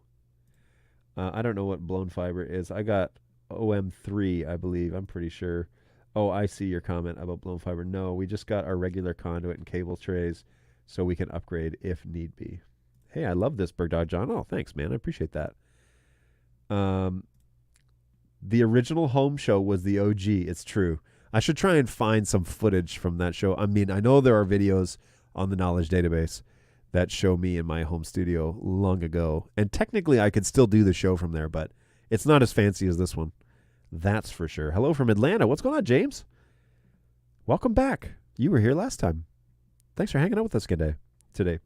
Hey, good stuff. Thanks for diving into scopes. You're welcome. W5 Video Productions.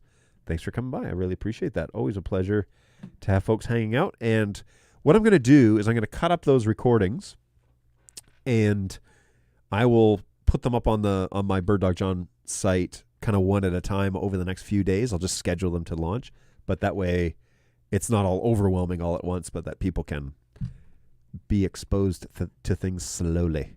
So that will be what I will do shortly after the show today. I'll send that up to I'll cut them up over in Resolve because that's the program I use to do video stuff.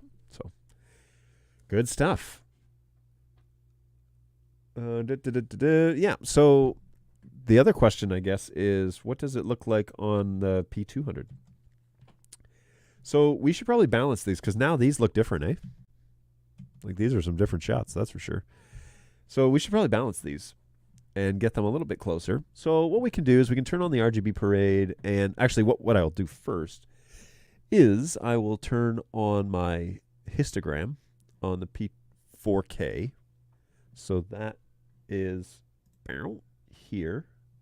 All right, so histogram is back on. And then I'll go over to Bird Dog. This is bonus, by the way. This is bonus stuff. Oops. Bird Dog Studio .local. Okay. The P2, there's the reason why I can't. Okay, so this P200 is actually running LTS. We're using it for some testing purposes. So this 200, I'm gonna have to eyeball like I did last time. It looks a little bit underexposed to begin with. So let's dial this back a little bit.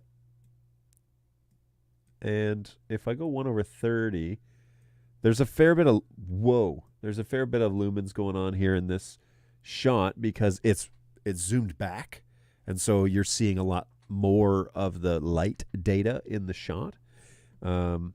So zoom back. I should put a Bird Dog logo on the back of that Dell monitor. Okay, so overexposed a little bit. My white balance is definitely off. But it's also because probably it's green. Okay, that's a little better. That's not really what the color is. Let's see. Yeah, this is more the green that's going on in this office right now. Let's check the other shot. Yeah, okay, good. But my skin tone still looks sickly. So if we cool this shot down a bit more. Okay. And then exposure, picture. I don't really want to do too much more here. Again, what I could do is just do this number. So this is the gray background, and those are the lights. Oh, that's weird. That's an interesting shot. Yeah, so that doesn't look too bad. I am a little green, so let's dial this up. There, that's gray. That's the gray wall. Okay, so that's helpful. And then if I change this back to green. Okay. So now these two, yeah, they're close. It's not perfect because I think my skin tone needs to be a little bit. Whoa, that's too red. All right, so I think my skin tone can be, yeah, close to that. The other thing is that this shot, is looks a little harsh. Is that the right word? Yeah, I don't know.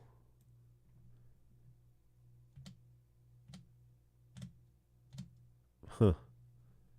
That's a tricky one. I'm trying to just adjust the sharpness here so it's not. It's just weird. Being that far back, it's just a strange. It's just a strange image. It's really hard to compare a 1080p signal to a 4K signal, right? Like it's not even fair. But anyway. Okay, and then the other thing I was going to do was I was going to put the where are we here? Do I not have this camera lined up? Okay, so this is the other shot. This is the P110. And if I were to configure this source, this one does have scopes. So you can clearly see that it's underexposed here. Whoops. What happened there? Okay. So between these two shots, there's some obvious differences. So we're going to turn on the histogram, which is already there. Okay, yeah, check that out. That's hilarious. Okay, so now we're going to head over to cam control. All right, now we're going to head over here to cam control, exposure, 1/30, because that's what we're shooting at. Whew, that's a doozy. And turn off the gain. We are going to try and, whoa. I'll do this in a minute with the RGB parade. Let's say 1/60. Nope. So 1/30. 1/30. Then I'm going to dial back the f-stop because I want it to be the same intensity here that we have on this one. I think that's almost there. Yeah, that's there. Okay, and now I'm going to go to scopes. So these two, it's by the way, you might be wondering, like, hey, John, your histogram are vastly different on these two shots. And it's true. The issue is that it is a different shot and it's capturing a lot more information than just this. So take that into account when you're monkeying with this stuff. Let's change this to the parade. Let's go back to cam control. Now this is all messed up. And the blacks are totally crushed. And so if we go, first of all, we want to try and get these relatively close to each other. So we're going to bring up the reds. Oh, the greens are like out of this world. Oh, you know what? Let's do this number. Yoink. Okay, so this is my gray background now. Okay. So we're going to pull back on the reds. Okay, reds and greens are close. And then we're going to go up on the blues. little more. Okay, that's pretty close. Hey, that's pretty cool. That shot looks fuzzy to me. Does it not look fuzzy to you? Are you having trouble focusing? Is that your issue right now? Gonna do a little force push. Picture sharpness is low. So let's crank that up a bit. Okay, that's a little better. Between these two shots, that's better. Noise reduction is good. Okay, so we got a lot of information in the blacks, right? Like, see how that white line is on the right-hand side of all three of those? So now I've got my contrast cranked here. So if I pull that back a little bit, okay, now I have no blacks, basically. Everything's just in the shadows. But then if I change the gamma, oh, that's interesting. I don't like that. That's too much. So I got to pull back on the contrast a bit. That keeps it off the floor. Yuck.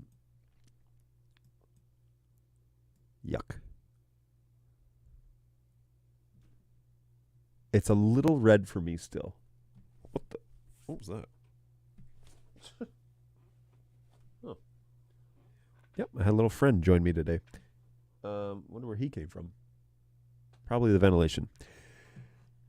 It's still a bit red.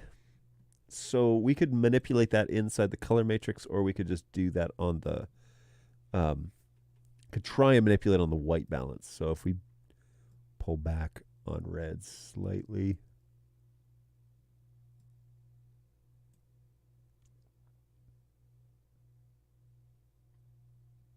Okay. I mean, oh, I should change this so that we can see the P4K RGB parade. Okay. So nothing is really exceeding that the mid-range, it's not really getting any higher than, you see kind of where it's like leveling off, which is good. It means my exposure's in the right place. Could be a little more on the reds because this shot is more red than this shot. So maybe I made a miscalculation there. Yeah.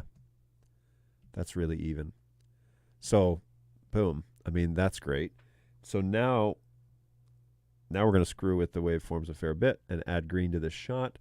We're going to cycle between these two. Oh my goodness, those look amazing. If I say so myself. Good stuff. Good stuff. All right. Boom. Done. And done. Well, there you go, folks. It's pretty fast when you have scopes. And pretty accurate, to be honest with you. I mean, these are really accurate shots, so I'm happy with that big time. It's time to get that P200 back to NDI5 so we can do that again next time. Okay, well, that is a 2-hour show for you, and we covered a lot of data, and so I'm going to break that up into smaller, digestible bits, and I will put that stuff up on my YouTube site momentarily. Please, please, please, please go over to birddogjohn.tv. Subscribe to that show. That is this show, and everything that I do here, plus the little bits that I do, explaining scopes and everything, will be presented on that site, and we'll link things to the knowledge database and whatever. But if you want fast resources to all of my stuff, birddogjohn.tv. Of course, this show is hosted on the BirdDog site, on LinkedIn BirdDog. It's hosted on Twitch, and it's hosted on and it's hosted on LinkedIn, and so and Facebook, and so there are multiple places where you can access the live show. But if you want to go back and see the content from that show, you can find it in smaller bite-size areas on my YouTube page at birddogjohn.tv. So go over there. And of course, Tuesday, Thursdays from 11 to 12. I'm trying to do this every week, twice a week, for at least an hour, probably 2. But it gives us a chance to really deep dive into things like this. And Scopes has been a fun little conversation. Hopefully you have learned something from that. But I really encourage you to hang out with me twice a week if you can. Always nice to have guys like Jeremy back on the show who can hang out and discuss life with us. But yeah, I love the group that we've kind of put together. I love that you're a part of this community, and I hope that you'll feel at home and come on back the next time you can. But Tuesday, Thursdays from 11 to 12 Eastern Time right here in the U.S. Now, of course, naturally, hit us up if you have any questions at help@bulldog.tv. We will do our best to find an answer for you. I can't promise you it'll be the answer you most desire, but it may be the most realistic answer. And so please reach out to my team. I've got 3 ticketing agents that work pretty much every day, at least 8 hours a day, which they're only supposed to work 8 hours a day, but they're working like crazy to get back to everybody and to get answers for you. And so use the help desk email. I know it's not everybody's favorite, but it is the most effective way that we can support a global market. And so help@bulldog.tv. We promise we'll try and get back to you in a couple of days. Honestly, we try and always exceed that. The reason we say a couple of days is just because we have a weekend typically. Sometimes we have a holiday like last Monday, but sometimes we are just understaffed and we literally can't get back to you as fast as we'd like to. So give us a couple of days, a couple of work days. If it's super urgent, of course, you can put that in the title. We'll do what we can to accommodate. But, yeah, just use that sparingly. But for sure, reach out to us. If you got a problem with the product or you're having trouble setting it up or it's not something that I've covered here on the show, by all means, hit us up at help@bulldog.tv. And, of course, if you don't want to submit a ticket, come here and ask me. I'm happy to answer these things for you in real time. I monitor the chat as I talk. The only time I don't look at the chat is when I am presenting on something like scopes. And so, but I get back to the chat afterwards. And so please come here, ask your questions. I'm happy to accommodate as best I can. If you have a ticket number, on Tuesday, we had a guy that had a ticket number. We checked it out. I had my agents get right on it after the show. And so he was taken care of immediately. We really do try and help. And so hopefully you have felt that way. And hopefully you'll reach out to us at help and ask your questions there if I'm not able to answer them here. In the meantime, feel free to reach out to us at the help desk. Come back to the show. Those are 2 great places that Bird Dog tries to reach out to you and be available. But have a great weekend. It is already back around to another weekend, and it should be a beautiful weekend here in Michigan. It's a balmy 85 degrees outside right now, and Auburn Hills looks sunny and blue skies, and so looking forward to having a weekend again. Now, this weekend I'm in town. Next weekend I'm in Nashville. So feel free to, it doesn't change anything for you, but always reach out to us at the help desk. We'll be able to give you a hand. I think that's all my announcements. And as always, I always say this every year, every time, but take care of yourselves. Look after yourselves. It's important. There's more and more data coming out there these days that says take care of your health because it's a good thing for today, but it's a good thing for tomorrow too. So look after yourselves out there. Be sure that you're taking care of yourselves. And I'm trying to talk the guys. They keep bringing cookies and donuts, and it's they're very delicious. But anyways, take care of yourselves out there. Don't eat too many of these BULDAK spicy ramens all at once, but maybe space them out over some time. But look after yourselves. It's really important. And of course, I want to see you back on the show whenever you're able. But take care of each other, too, because that's also very important. And we will 100% be looking for you the next time we go live, which should be on Tuesday at 11 o'clock Eastern Time right here in the U.S., right at birddogjohn.tv. Don't forget to join me. Synchronize your watches and hit that subscribe and that bell notification on YouTube, and you'll get notified through YouTube when I go live. Take care of yourselves, guys. Really appreciate you. Thanks for hanging out. We'll see you next time. Bye.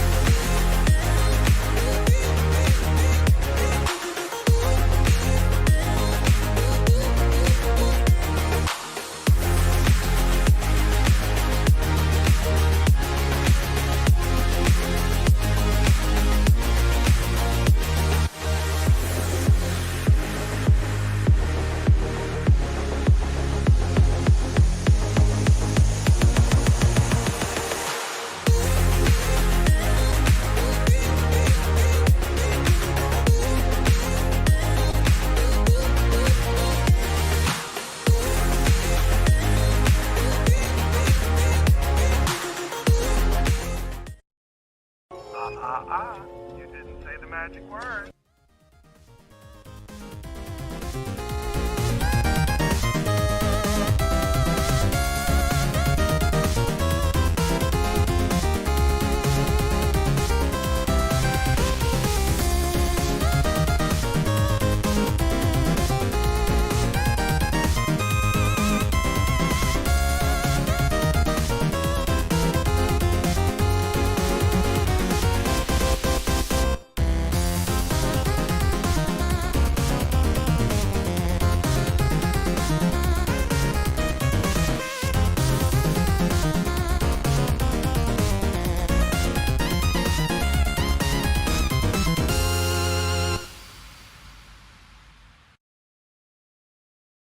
Everything's coming up Millhouse.